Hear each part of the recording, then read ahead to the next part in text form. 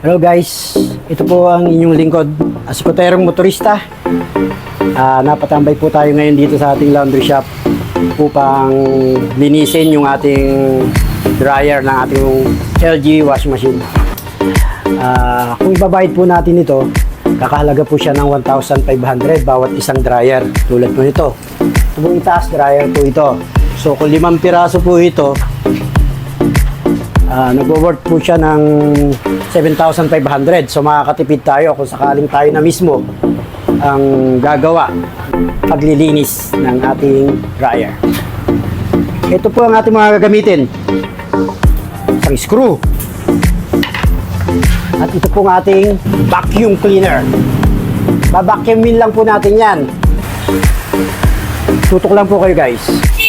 Okay guys, dyan lang kayo at dito lang ako. Panoorin nyo ako at aking kasama sa paglilinis ng LG dryer washing machine. Ito nga po wala ang aking kasama. Ito po yung isang pinagkakatiwala namin dito na tumatawag dito sa laundry shop. Kaya manood lang po kayo. Ito, start na po tayo. Kailangan po natin ng screwdriver. Ito lang po ang kailangan natin para matanggal yung mga tornilyo. So, unahin po natin yung itaas.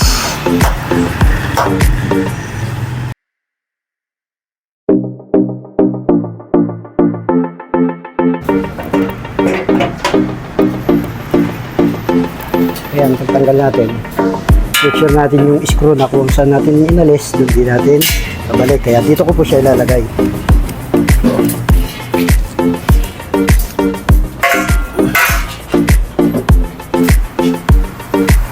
Bali, 3 tornilyo po dito sa bandang ito.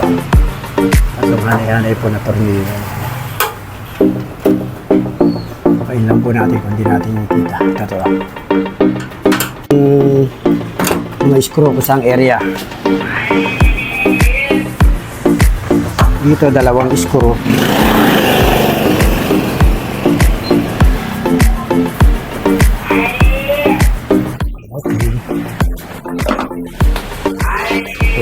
Tanggal na po natin ito. Ito po guys, butin nyo lang po ito. Make sure hindi nyo po mahuhulog itong takip. So pindot lang. By the way, hindi na po pa ako makakuryente. Medyo safe ang ginawa ko dito. Pinatay ko po yung breaker sa likod.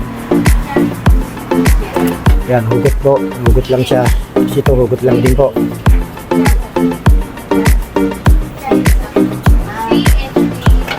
Okay, tanggalan po natin. So, safety po natin. Ayan, tanggalin po natin to. Okay, mahuhugot na po natin yan.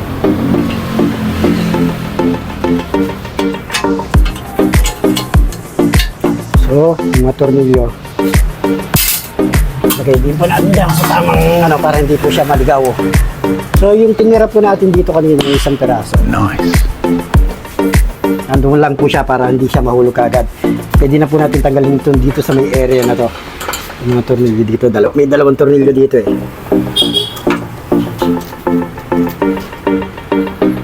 Okay. Ayan. So, tabi natin itong tornilyo. Pwede ko po siyang ilagay dito sa loob para hindi po siya mula. Sabihin niya yung tornilyo dyan. Pwede natin itong filter. Then, pwede natin tanggalin itong 1 tornilyo dito. Na siyang kumakapit. Para hindi siya mahulog. So, ito po yung kasamahan ng 2 tornilyo tinanggal natin kanina. By the way, tinatanong kung pwede daw magsalang kung nililinis yung isang dryer. Pwede po kasi enough naman po natin itong dryer lang na to. So pwede pong gamitin pa yung ibang washing machine. So ayan, natanggal na po natin. Pwede na po nating isarado. What? Ayan, medyo nahulog. Hindi natin na batayan. Ayan. So may sasabit pa po dyan isa. Mahuhugot po natin yon dito. Sa ating likod. may tinatanggal lang din po dito. Okay, yan na, nahugot na. Sunod po natin itong area na to. Kasi may mga tornilyo din po dyan. So, 1, 2, 3. Dito po natin makikita yung ibang mga dumi. Dito sila nakatago. Kung subukan, masisira ang buhay mo.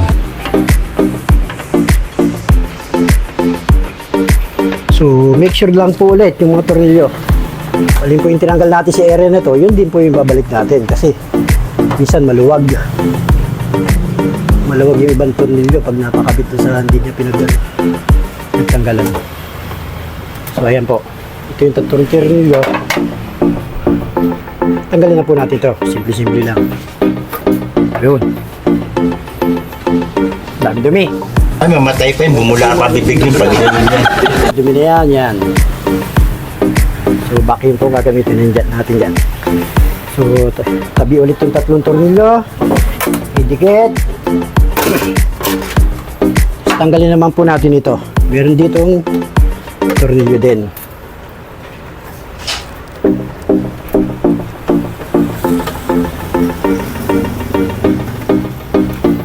Tatanggalan natin yan. Kasi yan po. Yan lang po, babakyumin natin. Okay. So, kapain po natin to. Sibilisan kasi may mga sumisiksik dyan na mga ikaw, kwintas na gold. Pag nabakim po kasi natin yun, patapon na rin. Hindi natin makikita. Paano masabi? So, ayan po yung babakyumin natin.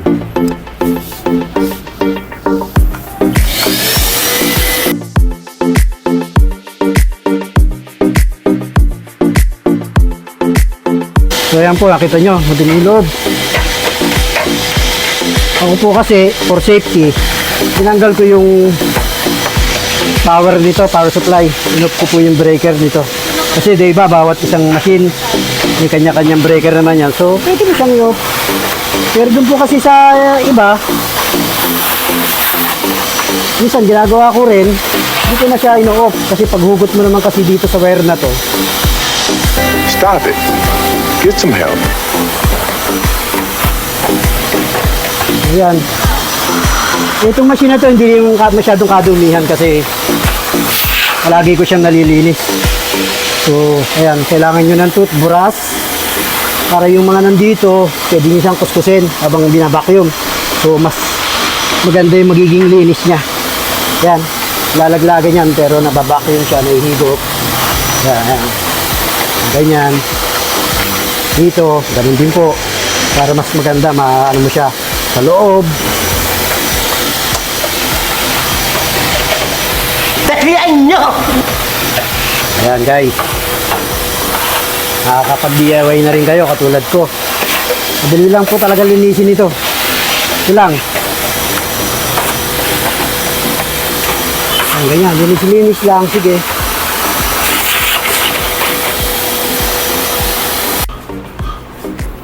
Ayan guys. Pagka-vacuum, kinakailangan punasan nyo rin. Kasi mahal ang machine. So, punasan para matanggal pa rin yung konting alikabok. Ito nga po pala ang ating kabady, ang ating katuwang sa paglilinis. Si CJ. Okay, kaway naman dyan, CJ. Okay. Okay.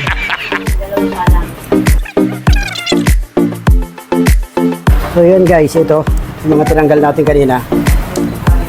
Vacuumin po natin yan. Pero yung mga bubo, pwede natin direkta na. Ayan o. Guys, kikita po natin. May ano na SIM card. May saring ano. Kikita po natin dyan. Huwag po natin i-direct i-vacuum kasi baka mamaya may mga alahas. Ayan po. Dito po yung mga dumi. Meron pong grocery. Lang, tabi natin.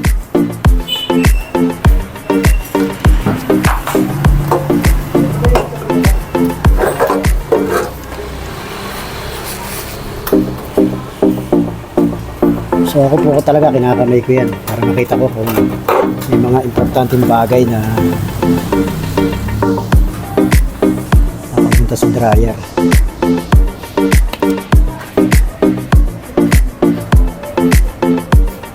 Ano kumikinong-kinong pero eto, makakuha tayo.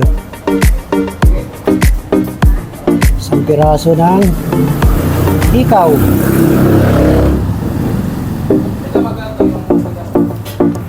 Ito, may hikaw. Ulit na hikaw.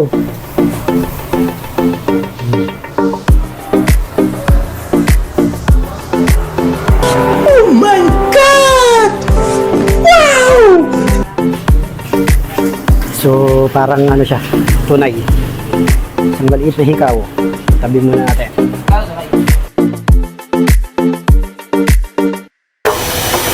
Mamaya naman po yung paglilinis sa likuran. Yung pinakang PVC doon. I-video rin po natin yun. Nakikita ko sa inyo. Simple lang po yun. Yun lang pong linisin yun. Paano masabi? Kaysa pa yung laundry shop namin, medyo masikip yung likuran. Mas maganda yung kung ang likuran ng laundry nyo, yung machine medyo malawak para makakilos ng maayos pag nilinis doon. Sa amin po kasi medyo maliit yung pwesto.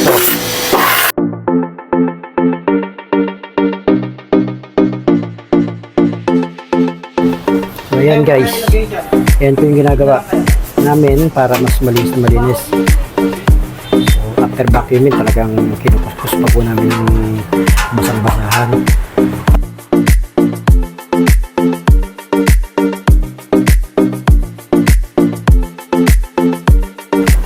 Okay guys, habang nililinis ng CJ yung mga cover nito, linisin lang po natin to kasi talagang malis natin dryer guys. Ano? Ano din, maglinis ng dryer. Tingnan natin guys, pinakikakit natin yung mga cover nito.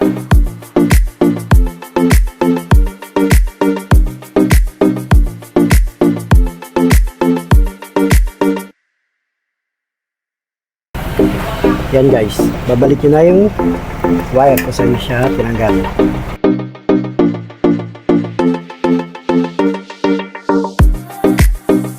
At naman dun sa dati niya.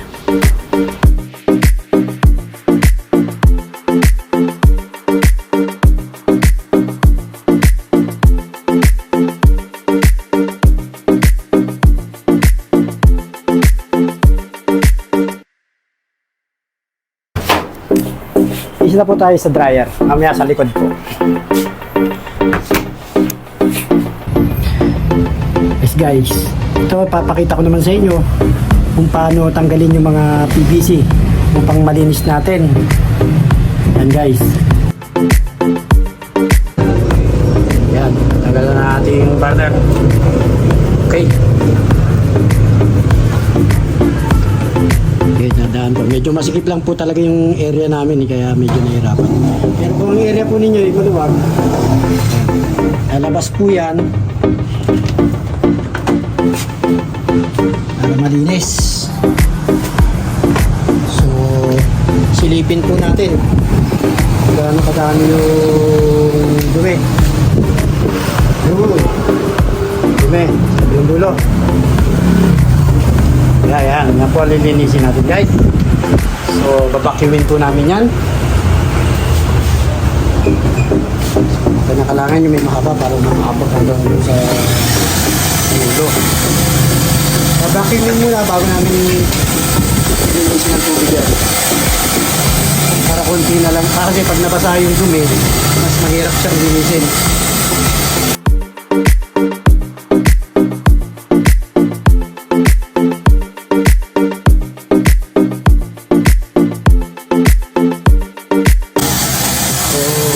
Kaway ka muna dyan, kapatid.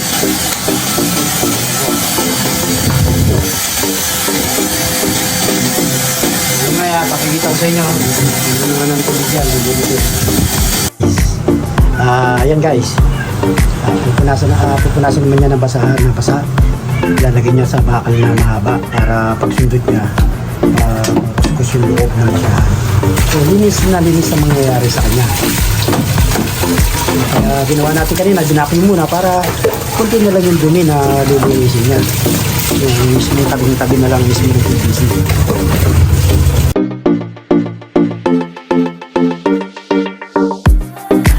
So ayan guys, nakompleto na natin yung 5 PVC para sa 5 unit ng ating pong laundry washing machine. So nakikita ko naman sa inyo kung ano pa yung isang bahagi doon na kailangan nating tanggalan ng dumi. So, ayan guys, kung nakikita nyo, ito yung isang butas.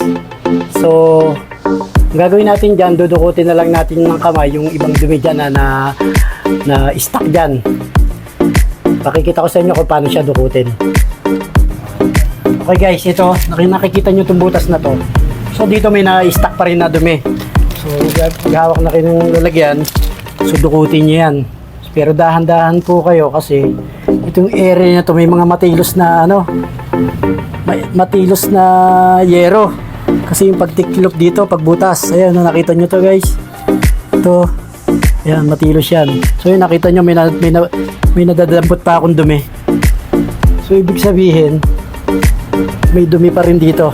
May stock. So ang gagawin nyo dyan, dahan-dahan, ikutin yung kamay nyo. Ayan, wala na. So, ito, next, butas. Ayan, meron din yan. Ayan, nakita nyo. Ito, medyo makapal. Pero dahan-dahan lang. Ayan, sahod nyo. Kasi meron yan dumi dyan. Ay, may stock para at least yung paglilinis nyo, said na said talaga siya. Ayan guys.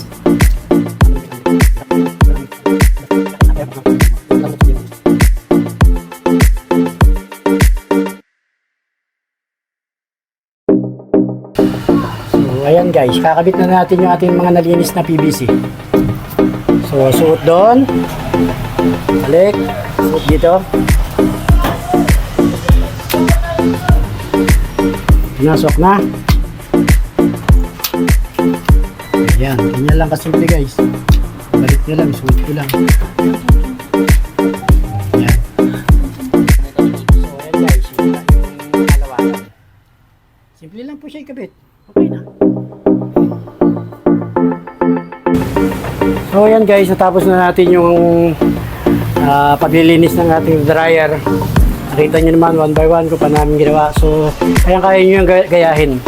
Okay guys, next video po ay upload ko yung pong tamang paglilinis po ng washer.